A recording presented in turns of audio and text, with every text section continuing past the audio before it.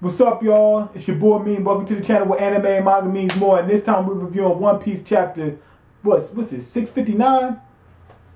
Yeah, 659. Smoke Dog is approaching, and he's still smoking 3 cigars even when he's wearing a gas mask.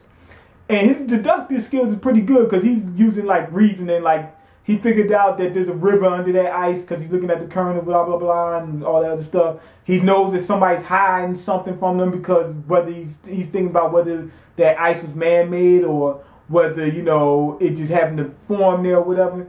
So his deductive skills are pretty good. And they're gunning for the Straw Hats and whoever's on that island. They're trying to figure out what's going on and get to the bottom of it. The whole thing is that Akiji and Akainu, their fight was so devastating. The island's almost uninhabitable. Big glaciers is moving everywhere. Volcanoes erupting, everything. That's what's going on right now. Then we get this island map, and they show how the island is. The island's like a circle. On one side is fire, and the other side is ice, and then you got a little lake in the middle. When I seen that little lake, I'm thinking maybe that's the warm side of the island where it's not too hot, not too cold, because it's a lake, you know. Even the lake is messed up. One side is fire, one side is ice. Still, even on that lake, this island is messed up. So they're trying to figure out how they're gonna. So they're trying to figure out how they're gonna get across this lake or whatever. And Zoro, he goes ahead and plans on swimming. But remember, Robin and Luffy, they're not gonna be able to swim because they got devil fruits. And Zoro, he goes ahead. Remember how back on Little Garden, how, you know, Zoro jumps the gun from time to time? He says, well, I'm going to have to take out my leg. He go ahead and cuts, you know, halfway through his legs, whatever. Well, he took off his jacket and everything. He's getting ready to swim. But my boy Usopp, he goes ahead and shoots a pop green banana boat. And even he got some oars, too, to go with the banana boat. And it's like, it looks like a giant banana set. The middle is scooped out. And they're going to use that little boat to sail across the lake. But while Usopp is showboating, they already sailing off in the boat. And Luffy is like, come on, hurry up, we about to leave you. Luffy goes ahead and takes his usual seat on the boat. You know, he always goes on whatever that, I don't know what they call the thing in the front of the boat. He's sitting on top of that banana part in front of the boat. He took his usual seat. But the Centaur shows back up to try to, you know, take the Straw Hats out. And Luffy goes ahead and tries to invite him to the crew again. You know? And the Centaur, what happens is the Centaur, he calls on his boss. And they remember, the dude who had the Dendemushi, he said boss or whatever. So, is the guy who called them one of them? One of the Centaurs or whatever? And when the boss shows up, he's a giant. And he got his peeps with him too. It's a giant. They don't show how it looks. It's just a shadow, but it's a giant dude with a giant sword.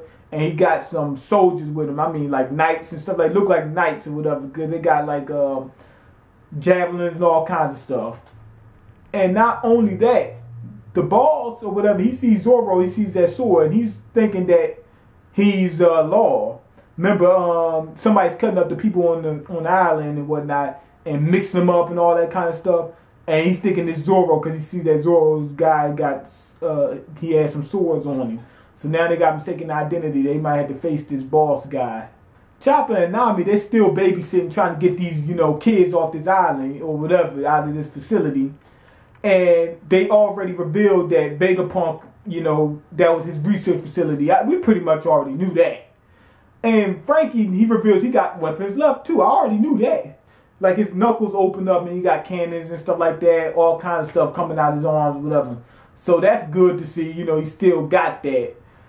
And Sanji, he's in the middle of a fight with them guys. And they getting ready to go ahead and gas the place with poison gas. So Sanji, he goes ahead and kicks these guys. Almost take their head off their shoulders.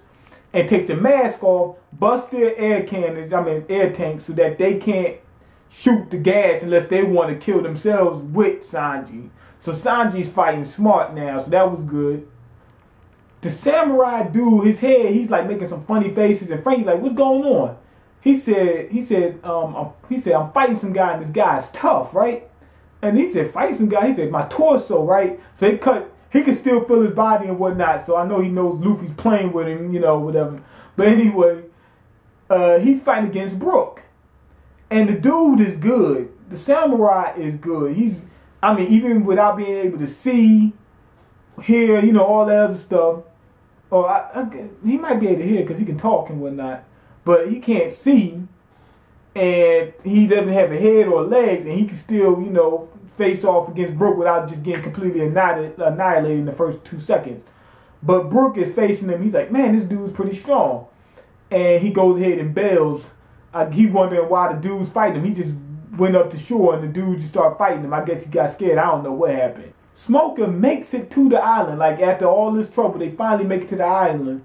Now, one of the guys that, you know, in the facility, he's talking to somebody. And they say, go ahead, hide the stuff. Sweep all that stuff under the rug and whatnot. They start going to hide it. They don't want to be seen. And Smoker makes it to the door. Law shows up. And guess what? Law is a Shibukai, just like everybody suspected. But his bounty before he became one, 440 million. Luffy is probably got the lowest bounty out of all the Shibukai now. I mean, out of all the supernovas now. But the thing is, they said that he had sent 100 pirate hearts to the HQ in order to become a Shibukai. That's got me bugging. Like, why did he do that? This was another good chapter. The big question is, what are these people doing on his island, like these centaurs and whatnot? I think they got something to do with Vegapunk, you know, doing experiments. And also, what's Law doing on that island? I mean, even if he's a Shibukai, you know what I'm saying? What's he doing on that island? I think he's got something to do with Vegapunk. He's working with Vegapunk. Remember, Law, I think before the 2-year time skip, he said One Piece is still going to be there or whatever. So I'm thinking Law is still gunning for One Piece. So why did he become a Shibukai? And why is he with Vegapunk? They probably, you know, intertwined somehow. Maybe he's trying to figure out as much as he can from Vegapunk about these devil fruits and all that kind of stuff, because Vegapunk knows a lot about that, and he wanted to work his way in there. Another thing is, where did he get those hearts from? I know them hearts ain't from his crew. You know, I mean, that could be a possibility, because they said this dude's a creep. I mean, he might have turned for the worse, but I'm pretty sure it ain't from his own crew. Because remember, a few Shibukai, I think like 3 or 4 of them still had their own crew. Like Hancock still had his own crew. Doflamingo still had his own crew. So I'm pretty sure he didn't, you know, kill his own crew members to become Shibukai. And another thing is, why did he save Luffy? That's another thing. I mean, because this thing don't make no sense. Now, I already know what Ube Carr is going to say. Man, Law got more character development and ethical complexity than Luffy does. But anyway, this is like confusion, because I'm trying to figure out what's this guy's angle. You know what I'm saying? Because I'm thinking that he's doing it because he still wants One Piece. He just wants that inside information or whatever. He's trying to find as much as he can about this guy, Vegapunk, to make it to One Piece. I don't know why. But why did he help Luffy? That's another big question. And what's he doing on his island? We know. I think he's working with Vegapunk or something like that. Guess he's trying to figure out about these devil fruits and whatever Vegapunk knowledge Vegapunk has, or maybe he's going to be the next guy to become a cyborg. I don't know. And why is he cutting up these people? I guess to try to keep them from finding out what Vegapunk is doing in that facility, or whatever that dude, that goo dude from, you know, Ivan Ooze from that facility is doing. But anyway, go ahead and leave your comments. Let me know what you think. Rate the video and subscribe. And I'm out. Peace.